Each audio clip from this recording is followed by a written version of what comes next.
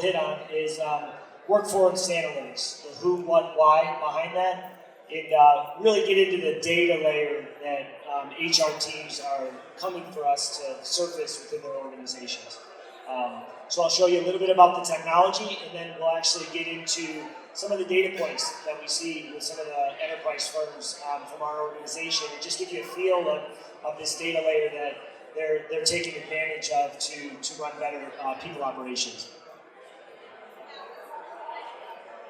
So workforce analytics for HR.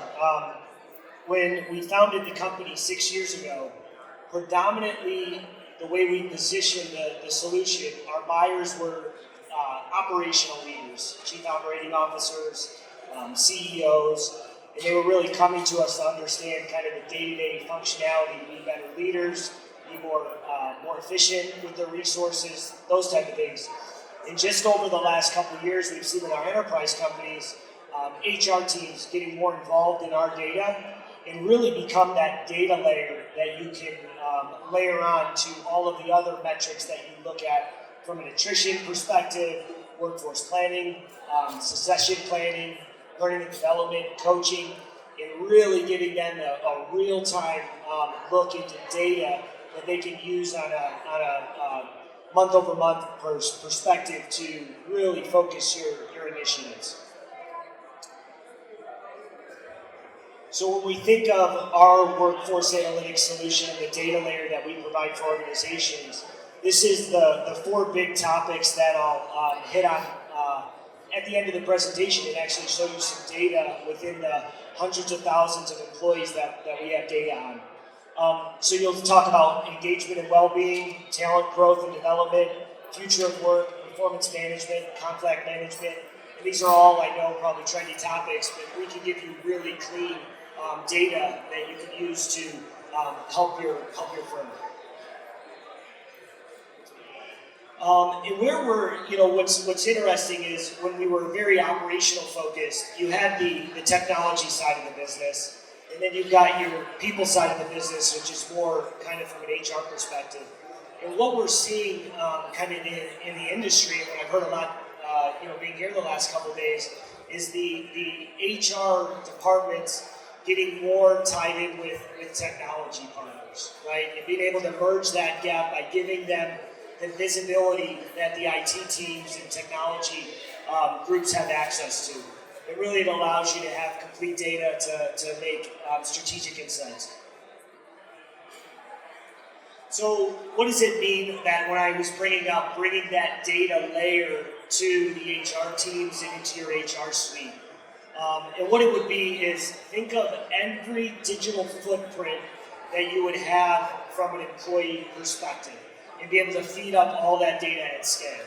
So when we're talking about your office suite, having all of that rich data that lives within Microsoft 365 or Google Workspace, the amount of collaboration that they do there, who's in Teams meetings together, who is chatting with each other. So from an organizational network analysis perspective, we really understand the inner workings of your organization and how they go about their day and collaborate. When you think of all of the other solutions that are out there, you've got Salesforce, ServiceNow, Jira, you've got hundreds of pieces of software, and we can easily, within a 7-day period, get every single data point that's out there for an organization, from every piece of cloud software that they use to any applications that they run on their machines, and be able to build an unbelievable layer of visibility for you and your teams on the HR side. So when we think of the insights, right, so you have all of these digital signals, all of these tools pulling into the solution, what does it look like in practice? What are some metrics that kind of help you drive the right effectiveness? So the first one we'll start with is engagement and well-being, right? So are there predictable patterns in engagement that tells exactly when someone's checking out, right? So I know I've seen a lot of talk about kind of attrition prediction and things like that. And you'll look at, tenure of an employee. Has that employee recently been promoted, right? is there, over the last few years, has there been churn from that employee? Or is this department churning more folks? I believe a lot of those are lagging indicators into predicting attrition. And so what we've really been able to do is we look at about 5 signals within the data that we capture. One would be disengagement, steady decline of productivity for that individual. On the opposite side of that, you have burnout, right? You're going to see within your organization that you have some roles, some departments throughputting 8-9 hours of time, and it's the entire role and department, right? So you can understand burnout, you can also understand disengagement. What you can also understand as our data science team works on our model is we look at disengagement, and disengagement in our mind is from a collaboration standpoint. So we can see that this person was within this network from how they collaborate, and all of a sudden they start to fall back out of that silo. We're able to easily put that into kind of a prediction model of attrition to give your teams, your frontline leaders, the awareness around those type of things. So it also, because we sequence out all this data, we can also check patterns in their work days to potentially look at attrition risk. And so what we see here in this graph is it's usually, we can see kind of a steady decline of termination from that, just looking at their productivity score on leaving the business. So a real-time metric that can be put with all of the other lagging metrics that you use from a attrition risk workforce planning perspective. Next one is talent growth and development.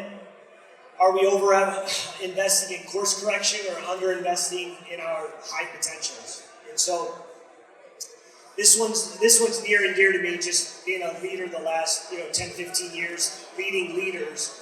And it's always been interesting to me to look at the amount of energy that frontline leaders put into the people on their team. Do they spend it with bottom performers? Do they spend it more with their top performers? Are they, their V players, are they spending their time?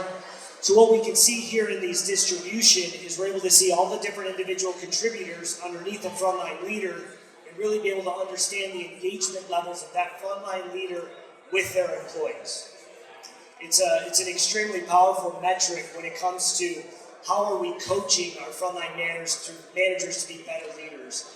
And now more and more with the hybrid work, remote work, it's very, very difficult to get a hand on this when you're a leader of leaders.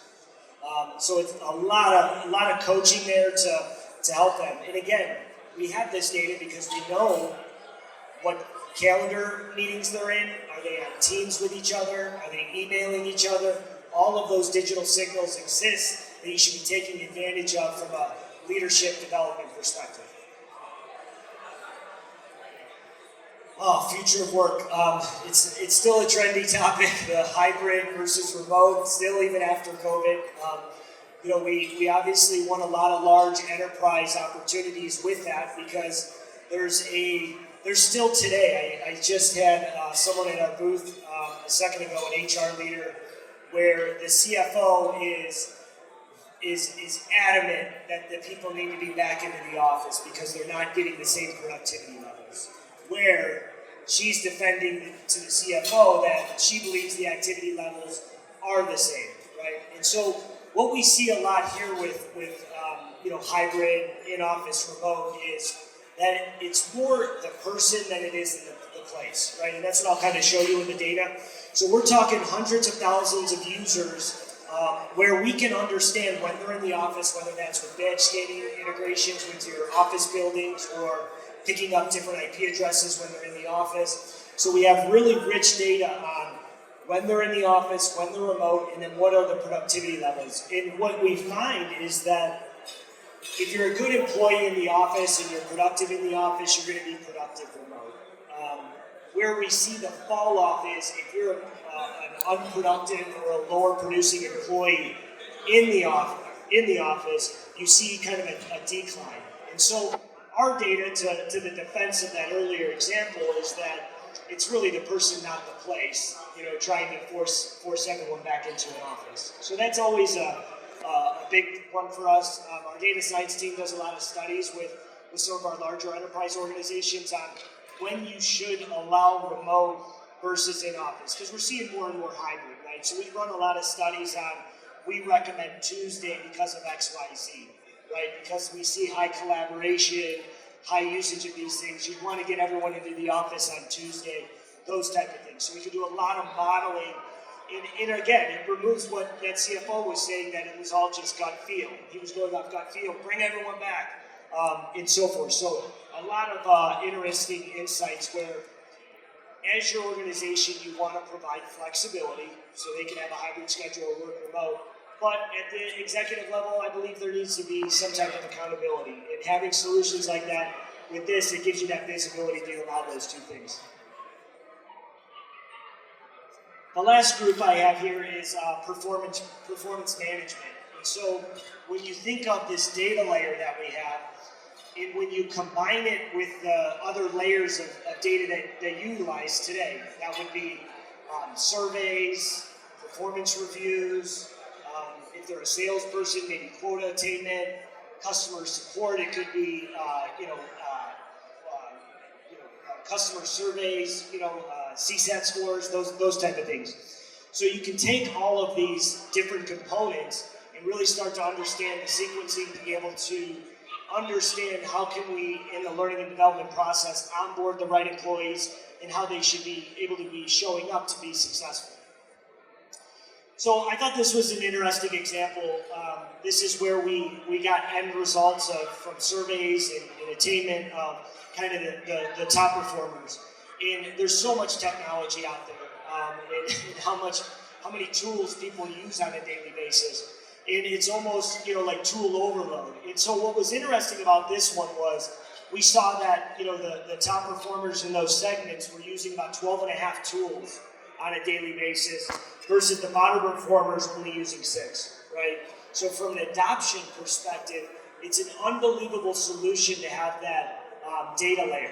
And I'd say the most trendy thing here right now is obviously we keep getting into all of the different AI tools.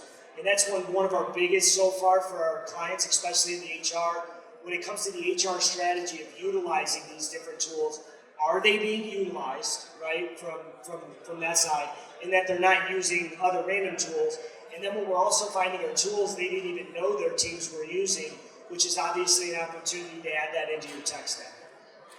So, last I'll leave you with, data doesn't replace the human and human resources. It empowers us to be more human by removing the guesswork, bias, and friction that stands in the way of high-performance culture.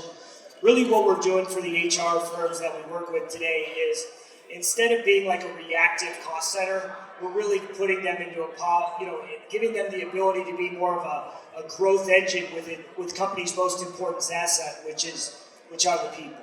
So, I've got a minute left here. If anyone has any questions, this slide's not showing, but I'm at booth 452. I'll be here for another couple hours.